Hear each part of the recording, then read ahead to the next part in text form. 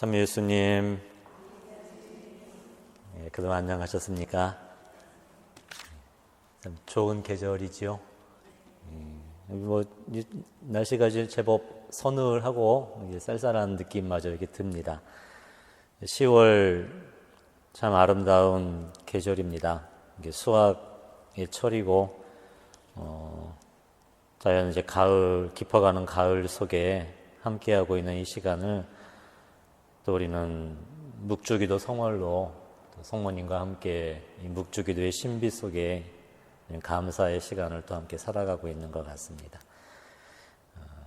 되게 한 해 이제 또 우리가 정리할 시간이 다가오는 것 같습니다. 벌써 한 해 이제 10월이 지나면 11월, 12월, 전례상으로 11월까지가 또 한 해고 또 대림이 또 12월부터 시작이 되는데 매년 이렇게 한 해 또 잘 정리하고 또 새해를 맞고 하는 그 반복된 시간들을 통해 우리도 하느님께서 우리에게 허락하신 이 시간을 또 언젠가는 정리하고 또 우리가 가야 할 또 그 새로운 시간을 또 기다리고 준비하는 삶을 살아가는 것, 그것이 우리가 이 세상을 사는 이유가 아닐까 생각이 듭니다.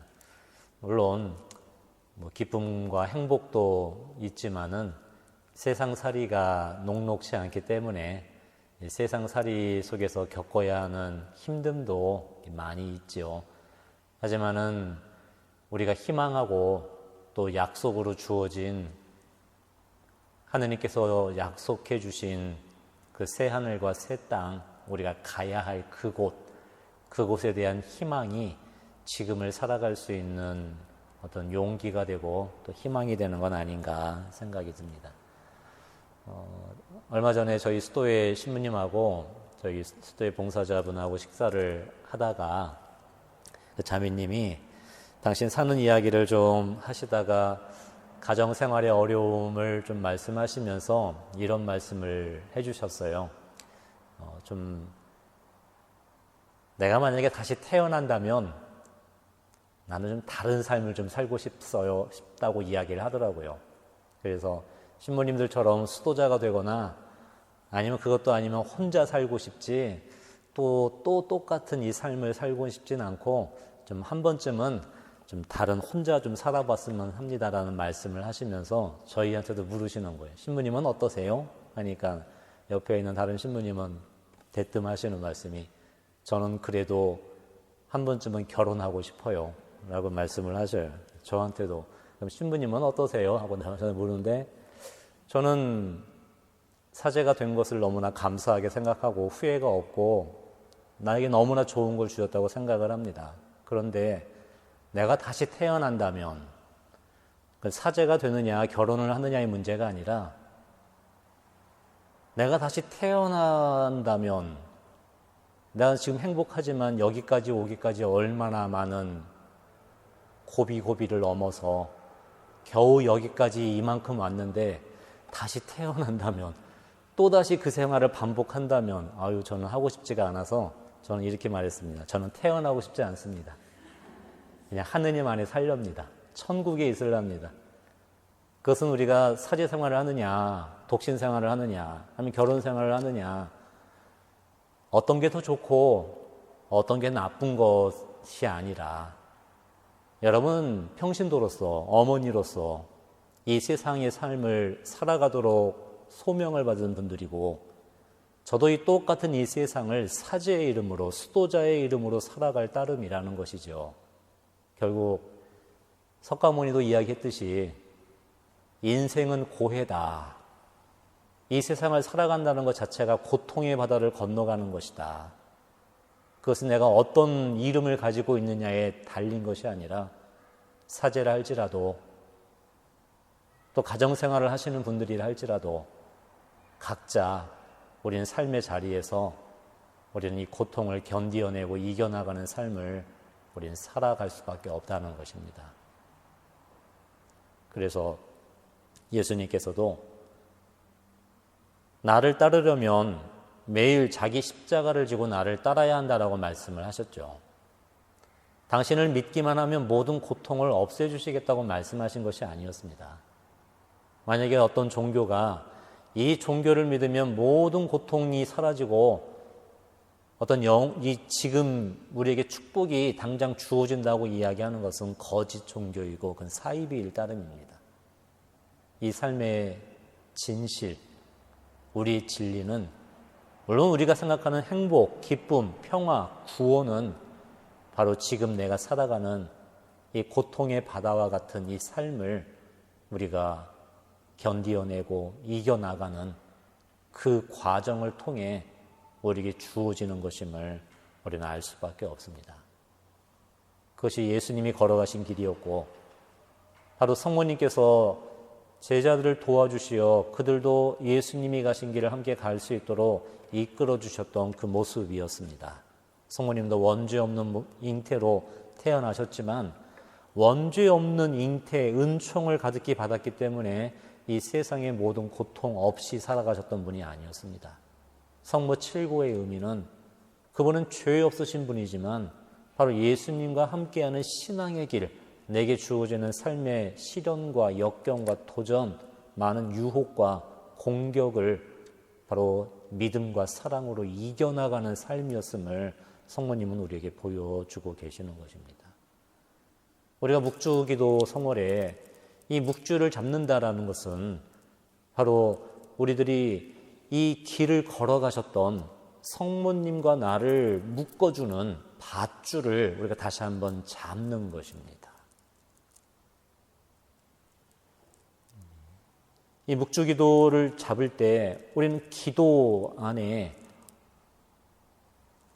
성모님과 함께 하였던 초대교회 제자들의 모습을 우리는 떠올릴 수가 있습니다.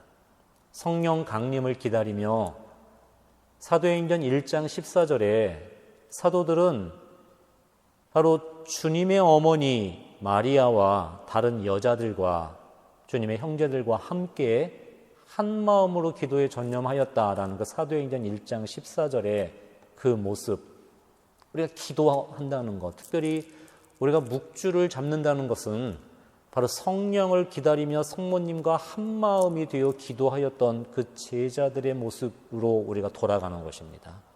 그리고 그곳에서 우리는 어머니의 도우심, 어머니의 사랑, 어머니의 숨결을 받으며 바로 사도행전 2장의 성령 강림의 그 은총, 그 힘이 바로 이 기도 안에서 우리에게 또 함께 하게 되는 것입니다. 여러분, 사도행전 2장의 성령 강림의 순간에 어떤 일이 있었느냐? 그 오순절이라고 하죠. 거센 바람이 불고 불꽃 모양의 혀가 각 사람 위에 내렸다. 그러자 그들은 성령으로 가득 차 성령께서 표현의 능력을 주시는 대로 다른 언어들로 말하기 시작하였다라고 기록되어 있습니다. 근데 성령 강림의 놀라운 변화, 기적은 사도들이 성령이 주시는 능력대로 다른 언어로 말하는 기적도 있었지만 거긴 또 다른 기적이 함께하였습니다. 그것은 무엇이냐면 전 세계 모든 나라에서 온 독실한 유다인들이 저마다 자기가 태어난 고장 말로 그들의 말을 알아듣기 시작을 한 겁니다. 알아듣는 기적. 첫 성령 강림 때 일어난 놀라운 기적은 사도들이 먼저 다른 언어로 말하는 것과 동시에 그 자리에 있었던 많은 사람들이 알아듣기 시작한 기적이 일어나게 된 것입니다. 그것은 자동적으로 그 언어가 들렸다는 뜻은 아닐 겁니다.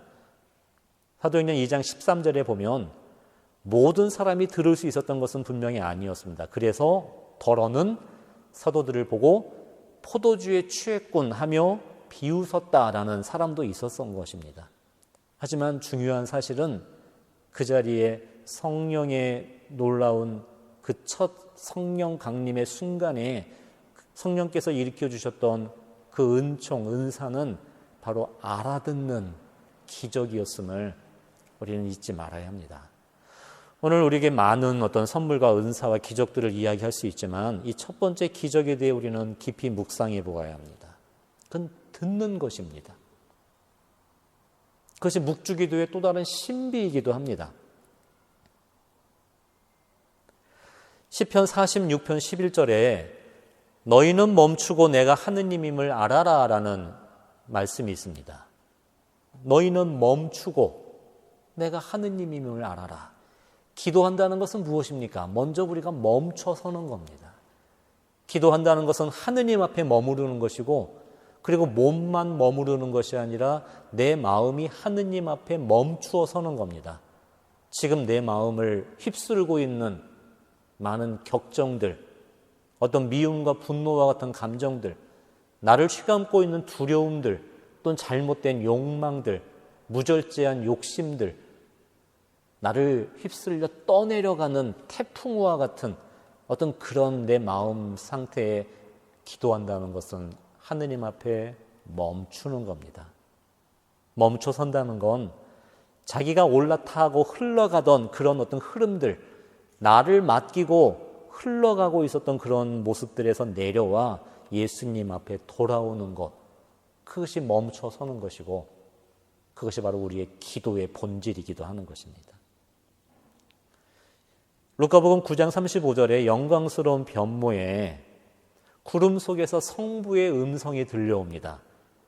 이는 내가 선택한 아들이니 너희는 그의 말을 들어라. 제자들은 그 말씀을 간직하였지만 그것이 어떤 의미인지 진심으로 깨닫지 못했습니다.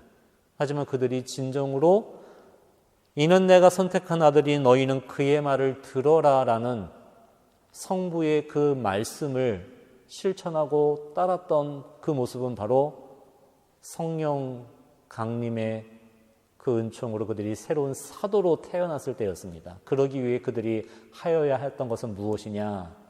멈춰서야 했습니다. 자신의 배반의 상처들, 여전히 남아있는 두려움들, 세상적인 욕망과 야망들, 바로 그 모습으로 흘러가던 그들이 멈추어 선다는 것은 무엇이었느냐? 사도행전 1장 14절에 성모님을 어머니로 모시고 그분과 함께 한 마음으로 기도에 전념하였던 그 모습, 그때 그들은 비로소 멈추었고, 그 멈추어 설므로 하느님이 누구이신지를 알게 되었고, 그리스도가 어떤 분이신지를 진정으로 깨닫게 되었던 그 성령 강림이 그들 안에 일어나게 되었던 것입니다. 요한복음 2장의 카나의 혼인잔치에서도 성모님께서는 일꾼들을 도와주셨습니다. 그리고 예수님 앞으로 가 그 일꾼들이 예수님께 귀를 기울일 수 있도록 도와주셨던 겁니다.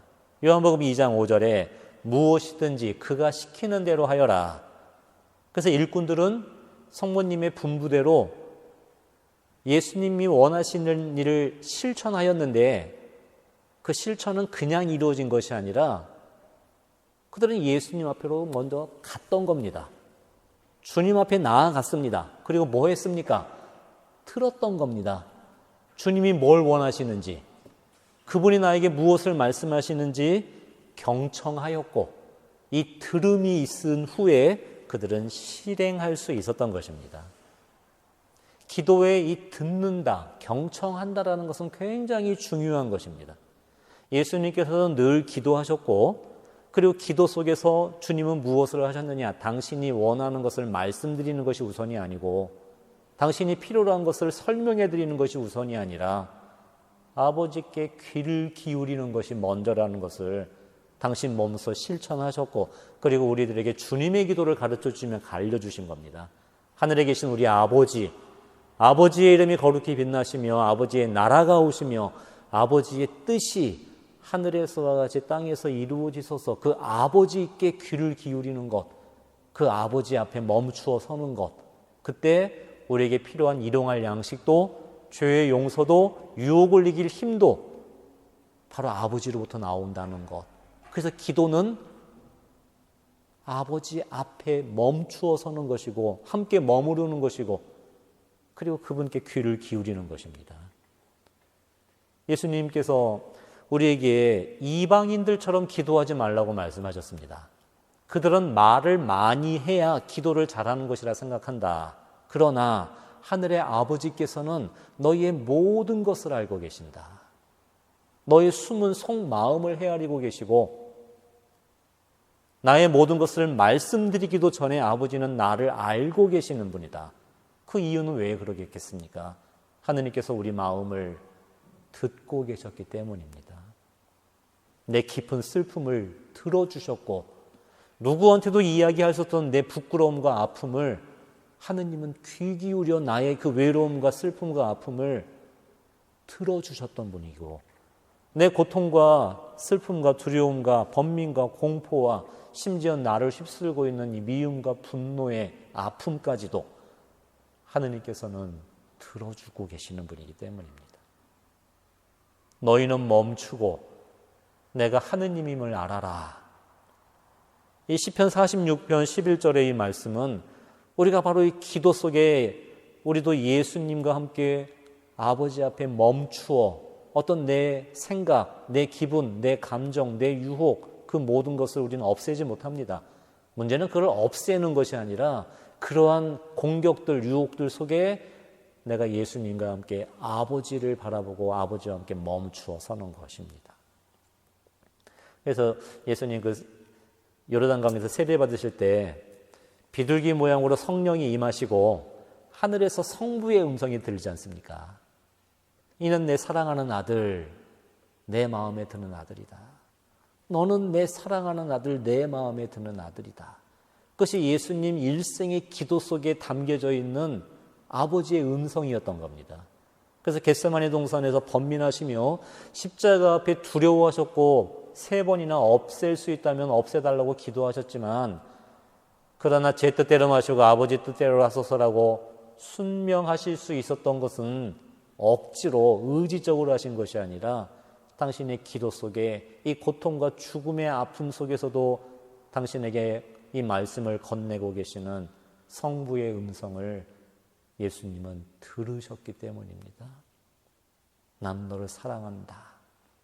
너의 죽음과 고통 속에서도 이 아버지는 너를 외면하는 것이 아니라 내가 너의 고통에 함께하고 너의 죽음에 나도 함께하고 있다는 성부의 그 말씀, 그 사랑을, 그 마음을 예수님께서 들으셨기 때문에 그 기도의 힘으로 제 뜻대로 마시고 아버지 뜻대로 하소서라고 말씀하실 수 있었던 것입니다.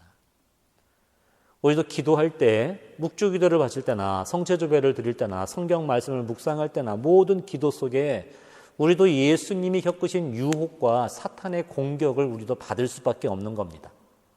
사실 기도를 보면 30분, 1시간 기도할 때 기도 시간의 대부분은 우리가 바라듯이 기쁨과 행복, 충만함으로 가득 찬 시간이 아니라 우린 영적 투쟁의 시간을 싸우고 있는 것입니다. 무수히 많은 유혹들, 공격들. 동방의 영성 지도자들은 바로 그때 그 순간 움직이거나 달아나지 말라고 이야기를 합니다. 우리가 사탄의 유혹을 물리치는 가장 좋은 것은 멈추어 서는 것이라고 이야기합니다. 바로 거기에 움직이지 않은 채로 있는 것. 그것은 내가 유혹을 어떤 자포자기한 상태로 이게 우리가 동의하거나 거기를 받아들인다는 뜻이 아닙니다. 멈추어 선다는 것은 바로 이 순간에도 하느님이 나와 함께 하신다는 믿음을 잃지 않는 것입니다. 우린 유혹을 없애지 못합니다. 우리 안에 있는 많은 욕망을 우리는 없앨 수 없습니다. 내 상처 하나를 우리가 바꿔내지 못하고 지금 나를 두렵게 만들고 아프게 만드는 우리 안에 무수히 많은 그러한 아픔들, 부정적인 그런 에너지들을 우리는 없애지 못합니다. 중요한 것은 그것이 나를 휘감고 공격할 때 바로 그 순간에 예수님과 함께 머무르는 것입니다. 예수님과 함께 그 시간을 내가 살아내는 것, 그것이 바로 우리의 멈추어 섬이고 이러한 태도에서 우리의 믿음이 자라날 수가 있는 것이고 바로 그분과 함께 우리 새로운 희망이 살아나는 것이고 우리의 사랑이 깊어질 수 있는 것입니다. 중요한 사실은 우리는 자신이 가지고 있는 힘을 믿지 말아야 합니다. 우리는 그걸 해나갈 힘이 없습니다. 오히려 나는 죄인이기 때문에 힘이 없기 때문에 하느님께 더욱더 의지해야 한다는 사실을 인정해야 하는 것입니다. 바로 그것 가운데 하나가 바로 우리를 하느님과 우리 사이를 연결시켜주고 묶어주는 밧줄을 우리는 더 당겨야 합니다. 시장 한가운데를 걸어갈 때 때로는 엄마를 따라가기란 어린아이가 힘들 수도 있습니다. 잠시 한눈을 파는 동안 엄마를 쉽게 잃어버릴 수도 있고 길을 잃을 수가 있습니다. 그때 성모님께서 우리에게 주신 당신과 우리 사이를 연결시켜주고 묶어주었던 이 밧줄, 엄마의 모습이 보이지 않을 때, 때로는 내가 용기와 희망을 잃어버릴 때, 내가 길을 잃었을 때, 그때 우리는 이 밧줄을 잡아야 합니다. 밧줄을 당겨 내가 성모님 곁으로 다시 가야, 그래서 그분이 걸어가시는 그 길을 우리도 함께 걸어갈 수가 있게 되는 것입니다. 저는 성모님의 이름 가운데 많은 호칭들이 있지만 특별히 길의 인도자라는 이름을 참 많이 사랑합니다. 성모님은 우리 길의 인도자이십니다. 우리는 믿음으로 이 길을 걸어가지만 사실 이 길을 걸어본 사람은 아무도 없습니다. 그저 이 길 끝에 하느님이 주신 약속을 믿고 희망하며 걸어갈 따름이지 그 길 끝에 무엇이 자리하고 있는지 우리는 알지 못합니다. 그러나 어머니이신 마리아께서는 예수님과 함께 일생을 걸어가셨고 주님이 걸어가신 십자가와 부활과 승천에 이르는 길을 성모님은 함께 올라가셨던 분입니다. 그리고 우리도 그 길을 걸어갈 수 있도록 그 하늘에서 내려와 우리를 찾아오신 어머니이십니다. 그 하늘에서 우리를 찾아와 우리가 가야 할 이 세상길, 아직 끝나지 않는, 여러분은 신앙인으로서, 평신도로서, 가정의 어머니로서 걸어야 될 그 길, 그리고 똑같은 이 시대를, 이 세상을 사제로서, 수도자로서 걸어야 되는 우리의 이 길을 어머니는 알고 계시고 어떻게 가야 되는 그것을 이미 살아보셨고, 그리고 우리를 이끌어 주실 수 있는 길의 인도자이십니다. 우린 묵주를 잡을 적마다 우리가 약해진 믿음, 희미해져가는 희망, 꺼져가는 사랑의 불 속에 우리는 이 묵주를 잡고 조금씩 어머니 곁으로, 이 길의 인도자이신 성모님 곁에 우리는 머무를 수가 있게 되는 것입니다. 그리고 그분은 우리를 예수님께로, 그리고 예수님이 하신 그 기도의 삶으로, 바로 이 묵주기도 속에 담겨져 있는 또 다른 가장 중요한 기도의 신비인 바로 그 들음 속에 경청하는 그 마음으로 우리를 키워주실 수 있으시는 것입니다. 여러분, 창세기 3장에 아담과 하와가 그 원죄에 빠졌던 결정적인 이유는 하느님께 귀를 기울였던 것이 아니라 유혹자의 소리에 귀를 기울였기 때문이었습니다. 하느님께서 주신 그 말씀을 간직하고 그 말씀을 들으려 했던 것이 아니라 지금 당장 나를 혼란스럽게 만들고 달콤함으로 유혹했던 그 사탄인 뱀의 소리에 그들이 귀를 기울였을 때, 그때 인류는 죄라는 그 죽음의 상태에 이르게 되었던 그런 부분이었습니다. 그래서 죄로 인해 인류는 깊은 상처와 가장 중요한 바로 들을 수 있는 이 들음의 능력을 상실하게 되었던 것입니다. 창세기 11장에 바벨탑 이야기 있지 않습니까? 사람이 교만의 탑을 세웁니다. 하늘 끝에 이르기까지 자신의 힘을 드러내고자 하느님께 대항하는 교만의 탑을 세울 때 창세기 11장 9절에 주님께서 거기에서 온 땅의 말을 뒤섞어 놓으시고 서로 말이 통하지 않는 사람들은 온 땅으로 흩어버렸다라고 나옵니다. 그 바벨이라는 뜻이 어떤 뜻이냐? 흩어버리다라는 뜻입니다. 흩어지다, 갈라지다, 분열되다. 바로 이 죄는 우리가 서로에게 이 세상의 참된 대화, 참된 일치, 참된 하나됨을 가로막는, 우리를 분열시키고 흩어놓는 것이 바로 죄이고 악이라는 사실입니다. 그래서 오늘날 이 국가가 분열되고 국민이 서로를 증오하고 갈라서며 가정이 조각나고 내 옆에 형제들이 어느 순간 원수가 되고 그리고 나 자신이 조각조각 분열된 모습으로 살아가고 있는 것이 바로 이 죄의 결과라는 것입니다. 오늘날 왜 우리가 일치하지 못하는가? 참되게 하나 되지 못하는가? 그 모든 분열의 이유 가운데 하나가 우리가 들을 수 없기 때문입니다. 여러분, 대화의 기본, 기도를 우리는 대화라고 배웠습니다. 기도를 대화라고 배웠지만 주님께서 거듭 말씀하시는 건 말을 많이 하는 게 중요한 것이 아니다. 왜냐하면 대화의 기본은 말을 하는 것이 아니라 듣는 것이기 때문에 그렇습니다. 그래서 오늘날 이 세상에 대화가 사라집니다. 대화가 없기 때문에 분열과 증오와 일치가 사라져버린 어떤 그런 죽음의 상태에 이르게 된 겁니다. 왜냐하면 사람들은 대화하자고 다가가면서 더 이상 서로를 들으려 하지 않습니다. 자기 주장만 되풀이하고 자기 스스로의 판단이 절대적인 것으로 삼아 그것으로 상대방을 공격하고 굴복시키려 하는 바로 이것이 우리의 선악과이고 이러한 모습이 우리가 세운 바벨탑이고 이것이 바로 하느님 대신에 우리가 새롭게 섬기고 살아가는 자기 자신이라는 또 다른 우상이 되게 되는 것입니다.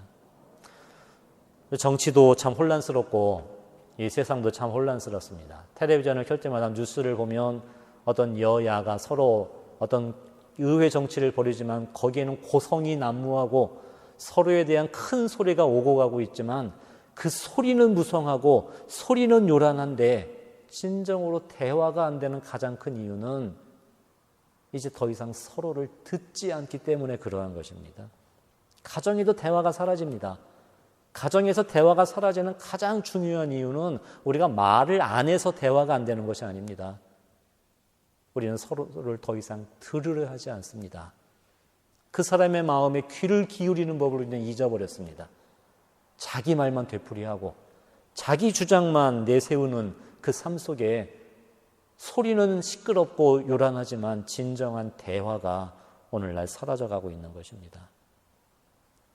그러니 이 나라가 남북으로 갈라지고 그리고 이 작은 나라 안에 어떤 진보와 보수와 그런 모든 이념으로 갈라진 채 조각난 채 흩어져 있는 그것이 오늘날의 이 바벨 흩어버린 우리들의 죄의 결과들인 것입니다. 그래서 우리에게 새로운 성령 강림이 필요합니다. 성령께서 오셔서 우리를 다시 새롭게 하여 주셔야 합니다. 죄로 인해 상처 입고 분열되고 조각난 흩어진 우리를 다시 일으켜 세워주셔야 합니다. 성령께서 우리에게 주신 그 새로운 일치의 시작은 들을 수 있는 그 듣는 기적이 제자들과 그 자리에 함께 있었던 이들에게 이루어졌던 것처럼 바로 우리에게 절실히 필요한 하느님의 은사는 우리가 새로운 마음으로 들을 수 있는 그 은총이 우리에겐 필요한 것입니다. 우리가 절대적으로 희망을 가져야 되는 건 비록 우리는 이러한 분열된 고통 속에 살아가고 있다 할지라도 이런 죄를 이기고 부활하신 예수님이 우리와 함께하고 계시다는 것을 우린 기억해야 하고 희망해야 합니다. 여러분, 요한복음 20장 19절부터 23절에 부활하신 예수님이 제자들에게 나타나셨을 때 그때 제자들은 부활의 소식을 들었음에도 불구하고 유다인들이 두려워 문을 모두 잠가놓고 있었다라고 19절에 나옵니다. 그들은 예수님께 문을 열어드리지 못했습니다.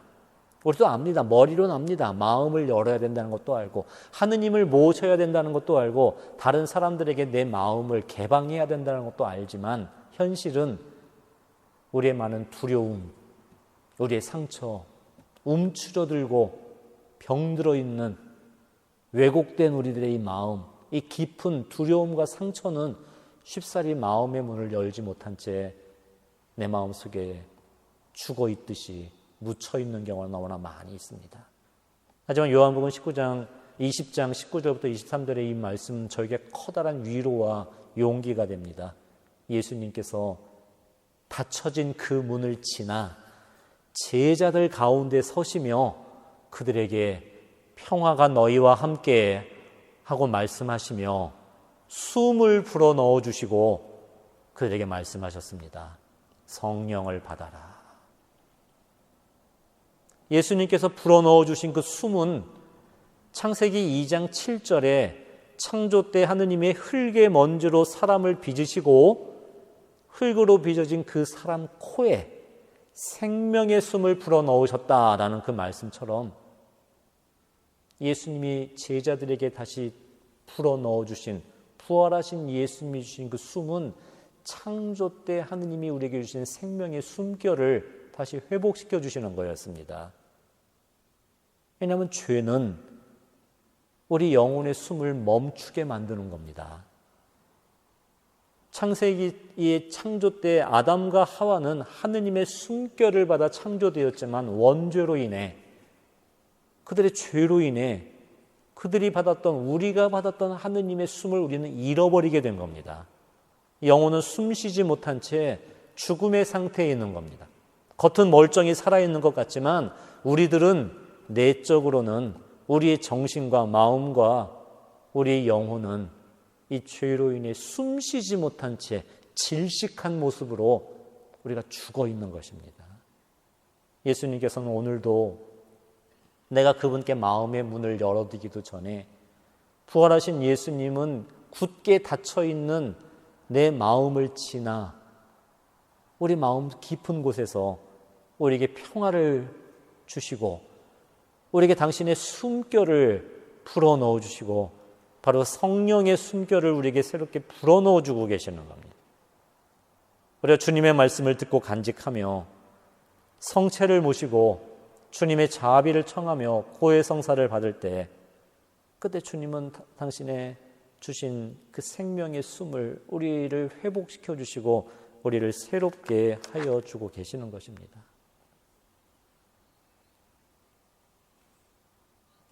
우리는 다시 한번 하느님 앞에 나아가 그분의 말씀에 귀를 기울여야 합니다.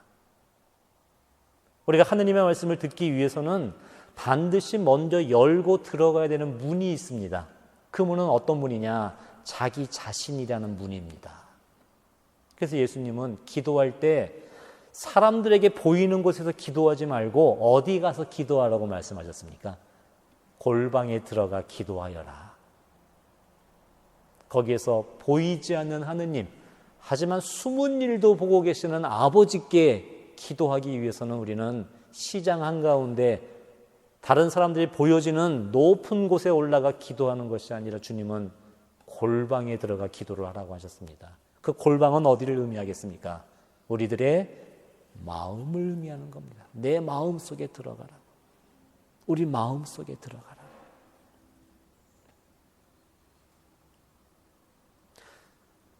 기도에서 우리가 제일 먼저 만나게 되는 건 하느님의 영광도 아니고 하느님의 어떤 기쁨과 평화와 사랑을 먼저 바라보는 것이 아니라 우린 기도 속에 자꾸만 기도를 깊게 들어가지 못하고 도망치는 이유가 무엇이냐면 보고 싶지 않은 내 모습을 먼저 바라보기 때문일 겁니다. 기도할 때 우리는 반드시 나의 모습을 만나게 됩니다.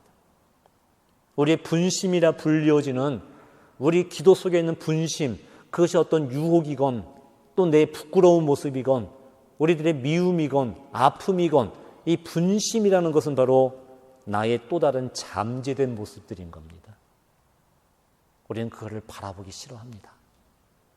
우리는 그걸 없애려고 많이 했습니다. 그래서 그거를 내 마음속에 묻어둔 채 문을 걸어 잠그고 그 약하고 부족하고 부끄러운 내 모습이 드러나지 않도록 우리는 너무나 오랜 시간 동안 그것을 묻어둔 채 껍데기로만 살아왔는지도 모르겠습니다. 하지만 기도 속에 그러한 나의 분심 속에 드러난 나의 잠재된 모습들이 보여질 때 우리는 그 모습을 떠나거나 도망치거나 그것을 죽이려고 없애려는 것이 아니라 우리가 해야 되는 것은 기다려야 합니다. 멈춰야 합니다. 멈춘다는 건 바로 나 자신에게 귀를 기울이는 것일 겁니다. 이것이 우리가 가야 할 기도의 여정입니다. 그것은 인생은 순례의 길을 걷는다. 우리가 가는 그 순례의 여정은 저 먼 나라를 향해 거는 것이 아니라 이 순례의 여정은 내면을 향하는 여정입니다. 자기 자신 안으로 들어가는 여정입니다. 왜냐하면 그 속에 예수님께서 계시기 때문에 그렇습니다. 우리가 하느님을 만나기 위해서는 하느님이 함께하고 계시는 나의 모습을 먼저 대면할 용기가 필요합니다. 주님께서는 물론 내 마음속에 함께 계신다는 것을 압니다만 구체적으로 주님은 내 모습에 어디에 계시겠습니까? 예수님이 이렇게 말씀하셨습니다. 성한 사람에게는 의사가 필요하지 않으나 병자들에게는 의사가 필요하다. 내가 이 세상에 온 이유는 거룩한 이들, 의로운 이들을 만나기 위한 것이 아니라 병든 이들, 약한 이들, 죄인들을 구원하기 위함이다. 내 안에는 건강한 모습도 있고 자랑스러운 모습도 있고 튼튼한 모습도 있지만 우리 모두에게는 병들어 있는 우리의 모습, 상처 입은 우리들의 모습, 너무나 약하고 나약한 모습들, 그런 나의 가난하고 힘없는, 그래서 부끄럽고 받아들이기 힘든 내 모습도 함께하고 있는 것입니다. 주님께서는 나와 함께 하신다는 것은 그 모든 나를 사랑하시기도 하는 것이지만 특별히 가난하고 병들고 상처 입은, 의사가 필요한, 도움이 필요한, 사랑이 필요한 나와 함께하고 계시는 것입니다. 그런데 우리는 그러한 나를 만나고 싶지 않았습니다. 그러한 내 모습을 인정하고 싶지 않았습니다. 그것이 내 아픔이고 약함이고 이것이 나의 모습이라는 것을 쉽게 받아들이기가 어려운 것이 우리들의 모습입니다. 그래서 우리는 나를 버렸던 겁니다. 나를 잊으려고 했고 그러한 나를 외면했고 그러한 내 모습을 내 스스로 마음속에 묻어둔 채 이 허전함과 외로움을 채워줄 것을 세상을 향해 찾아 나섰고 보이는 것들을 통해 나의 허전하고 아픔을 채우려 들였고 보이는 사람들을 통해 우리가 대리 만족을 얻고자 하였지만 그것은 결코 거기서 얻어질 수 있는 것이 아닙니다. 기도는 내 안에 계신 하느님을 찾아가는 여정입니다. 그건 힘들어도 가야 되는 내면의 여정입니다. 그때 우리는 내 안에 살아계신 성부, 성자, 성령을 만나기 위한 그 길을 우리의 혼자의 힘으로는 결코 갈 수가 없는 것입니다. 길의 인도자가 필요합니다. 이 길을 가르쳐 주시고 이 길을 함께 걸어가 주실 길의 인도자, 성모님을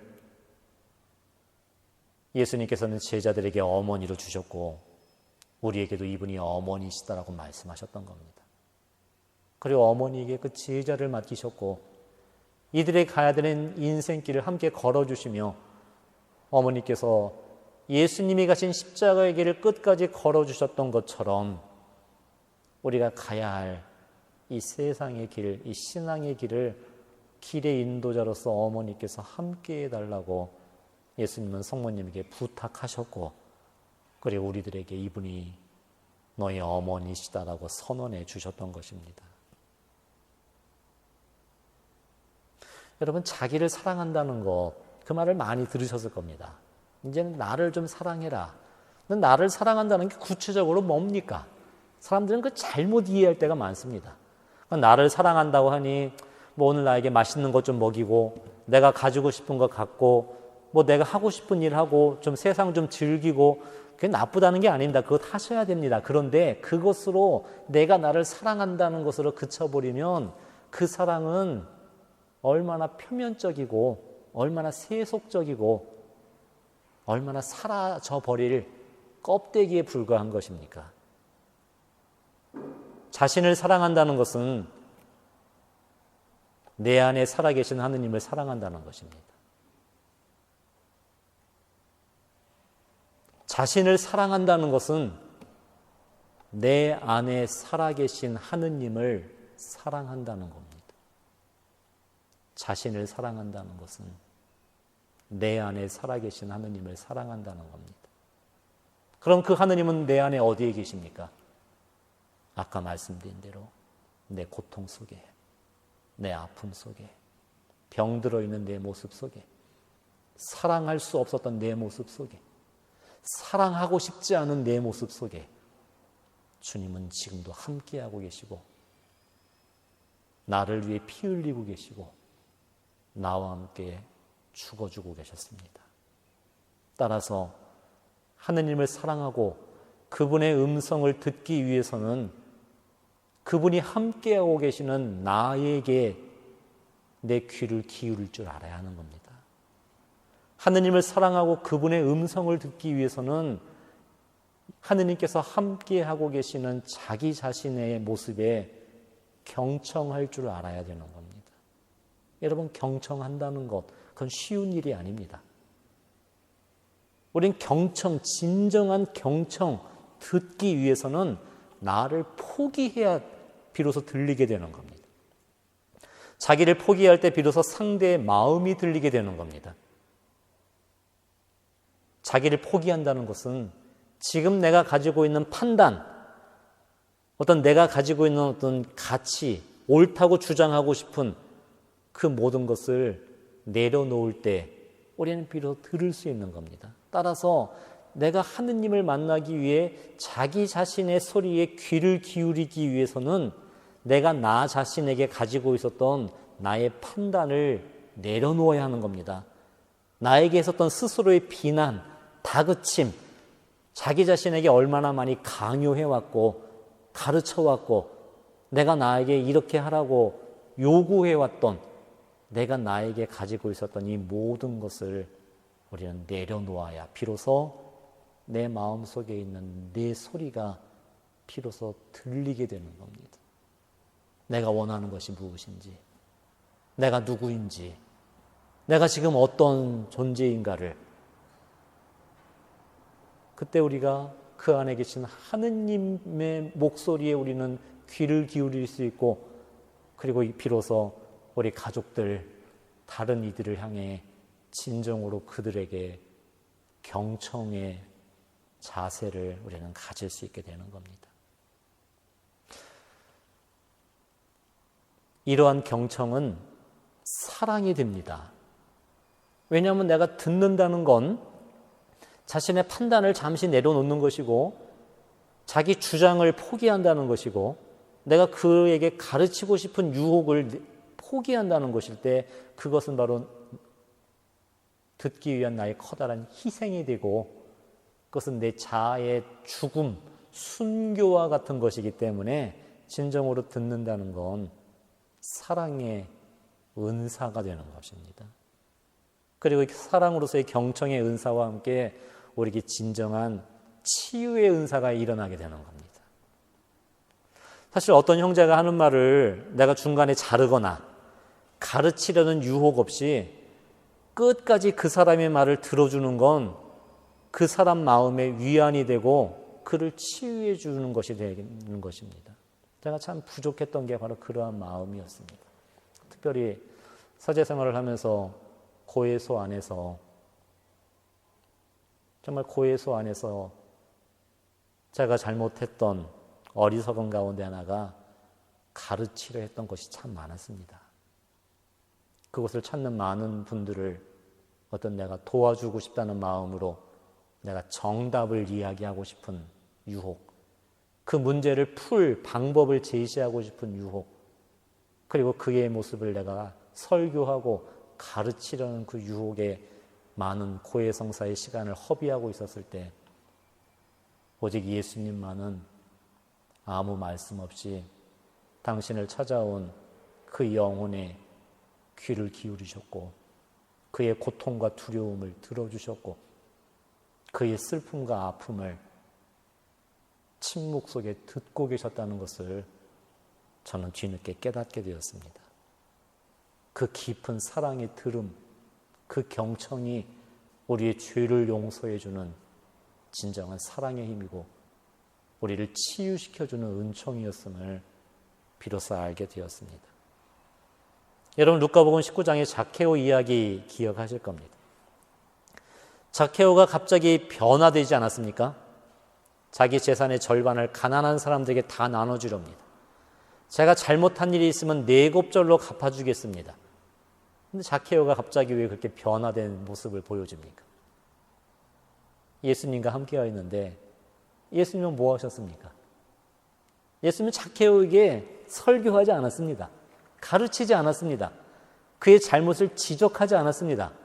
네가 재산이 많으니 절반을 내놓으라고 강요하셨던 것도 아니고 네가 잘못 살았으니 4곱절로 갚으라고 지적하셨던 것이 아니라 주님은 그저 자케오와 함께 하셨고 음식을 드셨고 술잔을 기울이시며 자케오의 마음을 들으셨던 겁니다. 그 들음, 자케오를 당신의 친구로 인정해 주시고 받아주시는 그의 모습을 판단하시거나 지적하심이 아니라 그를 바로 당신의 사랑으로 그대로 받아주시는, 그때 자케오는 자기가 예수님으로부터 받아들여주고 있다는, 사랑받고 인정받고 보호받고 있다는, 그분이 나를 듣고 계신다는 바로 그 들음이 자케오가 진정으로 변화되고 그가 묶여 있었던 재산으로부터 욕심으로부터 자유로워질 수 있는 치유가 바로 이 경청에서 일어나게 된 겁니다. 따라서 우리가 경청한다는 건, 다른 사람에게 귀를 기울인다는 것은 우리의 편견과 판단이 앞서지 않을 때 가능한 겁니다.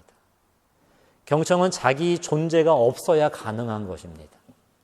경청은 상대에 대한 무한한 존경과 깊은 감사의 마음을 지녀야 이루어지는 것입니다.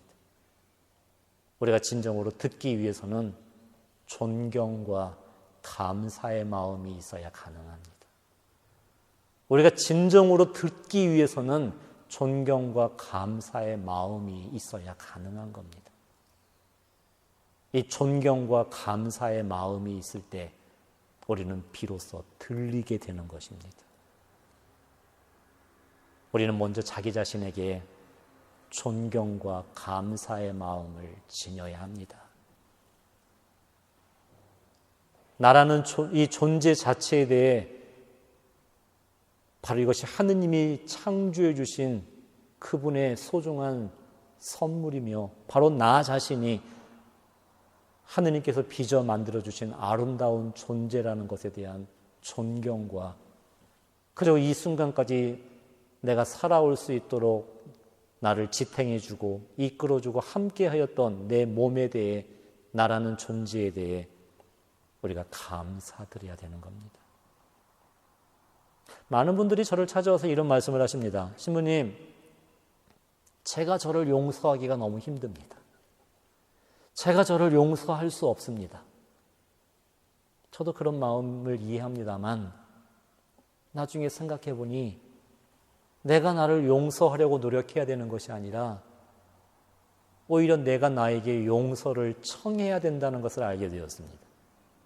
내가 나에게 용서를 구해야 합니다. 내가 나 자신에게 고개 숙이고 무릎 꿇으며 내가 나에게 용서를 청해야 합니다. 내가 가장 힘들었을 때, 가장 외로웠을 때, 두려움 속에 홀로 남겨졌을 때 가장 가까운 이웃인 내가 나를 외면하였기 때문에, 돌보지 않았기 때문에, 무시하거나 나를 비난하거나 차갑게 대했던 존재가 바로 다른 사람이 아니라 나 자신이었음을, 우리는 나 자신에게 우리는 용서를 구해야 합니다. 그때 우리는 자기 자신에 대한 존경과 감사의 마음을 회복할 수 있고, 이 존경과 감사의 마음으로 비로소 내가 나를 들어줄 줄 알게 되는 것입니다. 지금 내 안에 있는 어떤 그것이 부정적인 상처와 아픔이라 할지라도 그것을 없애려고만 노력하는 것이 아니라 그 상처와 아픔 속에 있는 나의 목소리를 내가 들어주는 것입니다. 내가 두려워하고 있다는 것, 아파하고 있다는 것, 힘들어하고 있다는 것, 그때 내가 나를 들을 때 비로소 내가 나 자신에게 힘이 되어주고 그 안에 함께 하시는 예수님을 바라보고 예수님과 함께 나의 모습을 우리가 안아주고 함께 서고 멈추어 설 수 있는 힘을, 그 용기를 우리는 지니게 되는 것입니다. 그것이 예수님과 아버지와의 관계였습니다. 그것이 성부의 따님이신 성모님과의 관계였습니다. 바로 하느님과 마리아님, 아버지와 예수님의 관계는, 예수님과 성모님의 그 관계는 서로를 사랑하고 존중하며 무엇보다 서로의 마음에 귀를 기울였던 이 사랑의 관계였음을 우리는 잊지 말아야 합니다. 지난 2014년에 교황께서 한국을 방한하셨지 않습니까? 5일 동안의 짧은 시간이었습니다. 교황은 그 시간을 통해 참 많은 곳을 방문하셨고 많은 사람들을 만나셨습니다. 지금도 기억합니다. 교황을 태운 그 무게차가 광화문 광장을 한 바퀴 도는데 광장 남쪽에 차가 멈추어 교황이 내려가셨습니다. 거기에 피켓 들고 있는 세월호 유가족 그 형제의 모습을 바라보고 교황이 내려가 관심을 표하며 그와 몇 마디 대화를 나누었습니다. 교황께서는 참 슬픔과 혼란 속에 빠져있는 이 땅을 찾아와 세월호 유가족들, 장애우들, 사회에 소외된 이들, 아픈 이들을 만나셨습니다. 그런데 그 짧은 일정 가운데 교황을 만났던 사람들, 그들은 만남이 길어봤자 5분, 3, 4분 짧은 순간들이었는데 교황이 떠나고 난 후 교황 앞에 섰던 많은 사람들의 마음은 어떤 몇 분을 만났냐, 몇 시간을 만났느냐의 그 문제가 아닌 내가 교황과 충분한 교감을 나누었다는, 무언가 깊은 대화를 나누었다는 그런 마음을 다들 가지고 있었다는 겁니다. 그 깊은 만남의 비밀은 무엇인지 아십니까? 교황은 그들에게 설교하지 않았습니다. 가르치지 않았습니다. 고통을 설명하러 들지 않았습니다. 교황이 하신 건 그들에게 다가가셨고 그들의 손을 잡아주셨고 그들의 눈을 마주치며 그들의 슬픔을 함께 하셨고 그들의 고통에 찬 두려움의 눈을 응시하며 진심으로 들으셨다는 겁니다. 이 들음, 내가 누군가가 나의 고통을 들어주고 있다는, 나를 받아주고 있다는, 이해하고 있다는, 국가가 무시하는, 이 사회가 냉대하는, 이 사회가 무시하고 조롱하는 우리의 고통을 그리스도의 대리자인 교황이 바로 나를 들어주고 있다는, 그것은 하느님의 들음을 그들이 체험하였던 것이었을 겁니다. 우리는 다시 한번 이 묵주를 잡고 믿음이 약해져 있는 우리들, 길 잃고 헤매져 있는 우리들, 방향을 잃어버린 우리들은 다시 한번 밧줄을 잡아야 당겨야 합니다. 이 밧줄을 잡고 이 길을 앞장서 걸어가시고 함께 가고 계시는 어머니 곁에 우리는 다가가야 합니다. 성모님을 다시 만나야 합니다. 성모님께 도움을 구해야 합니다. 제자들이 성모님과 함께 한 마음으로 기도했던 것처럼 우리의 두려움과 슬픔과 고통을 안고 어머니 곁에 함께 할 때 성모님은 우리의 마음에 당신의 사랑으로 우리와 하나가 되어주시어 우리의 고통을 안아주시고 우리의 두려움을 함께 견뎌주시고 내 슬픔과 아픔을 위로하시고 힘을 주시며 우리가 예수님께서 가신 그 길을 우리도 한 걸음 내딛을 수 있게 도와주십니다. 묵주기도는 그래서 듣는 기도입니다. 내가 묵주를 잡고 성모님과 함께 기도할 때 우린 사랑의 호흡을 우리는 함께하게 되는 겁니다. 여러분, 호흡, 숨만 잘 쉬어도 여러분 기도 잘할 수 있습니다. 기도는 호흡입니다. 호흡은 뭡니까? 들숨과 날숨이 계속 반복되는 겁니다. 우리 묵주기도 반복되는 성모성 하나하나를 이 장미꽃 한 송이 한 송이를 엮어 바치면서 우리는 사랑의 숨을 쉬는 겁니다. 하느님이 주시는 새로운 숨을 받아들이는 것이고 내 안에 있는 죽은 나의 숨을, 나의 두려움을, 나의 상처를, 내 약함을, 내 어둠을, 나의 번민과 슬픔과 외로움을 어머니를 통해 하느님께 나의 숨을 드리는 것이고 주님이 주시는 새로운 숨을 내가 받아들이며 숨 쉬는 것, 그때 하느님은 내 마음을 듣고 계시는 겁니다. 우리도 환희, 고통, 환희, 빛, 고통, 영광의 신비 속에 함께 하시는 그리스도의 마음을 듣는 것이고 예수님과 함께 하셨던 성모님의 마음을 듣는 것이고 그리고 비로소 나도 나의 기쁨과 나의 삶과 내 고통과 우리가 장차 약속된 내 부활을 향한 우리의 삶 속에 살아가는 나 자신을 우리도 들을 수 있게 되는 겁니다. 어머니께 도움을 구합시다. 성령님께 우리는 도움을 구해야 합니다.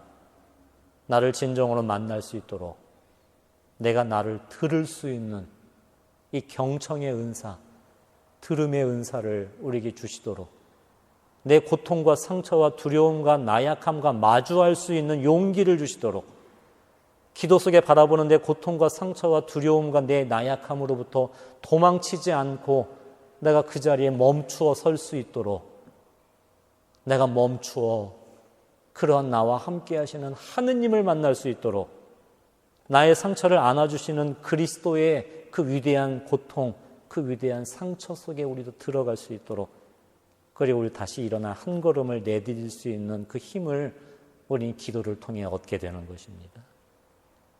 다시 한번 묵주를 잡고 우리는 밧줄을 당겨야 합니다.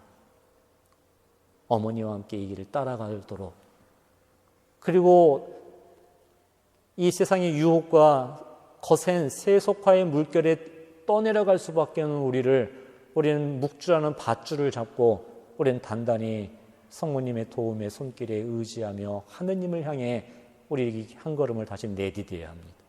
그리고 우리 기도 속에 상처 입은 우리 자녀들, 불쌍한 우리 가족들, 찢어지고 분열되고 흩어진 이 세상, 이 나라, 우리 민족을 우리는 어머니께 다시 한번 도움을 청하며 우리 죄로 인해 흩어진 바벨, 우리가 세우고 살아가는 이 바벨 탑이 아닌 하느님을 향한 이 사랑의 여정을 우리가 살아갈 수 있도록 우리는 다시 한번 이 나라를 위해 기도해야 되고 우리 정치인들을, 지도자들을 위해 기도해야 하고 병들어 있고 죽어 있는 우리 이 백성들을 위해 우리 이웃들을 위해 나 자신을 위해 우리는 다시 한번 이 기도의 끈을 잡아야 합니다.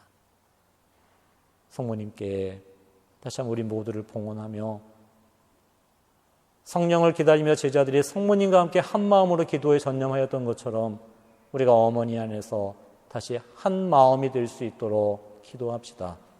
우리 가정을 새롭게 해주시고 일치시켜 주시고 이 나라를 일치시켜 주시고 이 세상을 참 평화와 하느님의 정의와 사랑으로 하나 될 수 있게 해주시기를 우리는 이 묵주를 잡고 기도하며 함께 나아갑시다.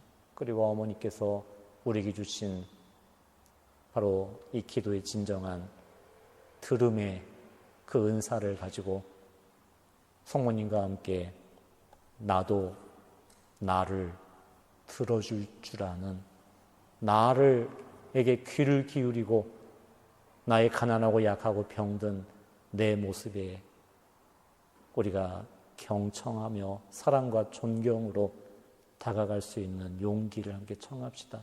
그때 진정으로 우리도 우리 자녀들에게 다가갈 수 있는 것이고 우리 가족들과 이 세상을 향해 다가갈 수 있는 것이고 그때 우리는 그 속에 살아계신 하느님을 우리는 새롭게 만날 수 있게 될 것입니다. 아멘.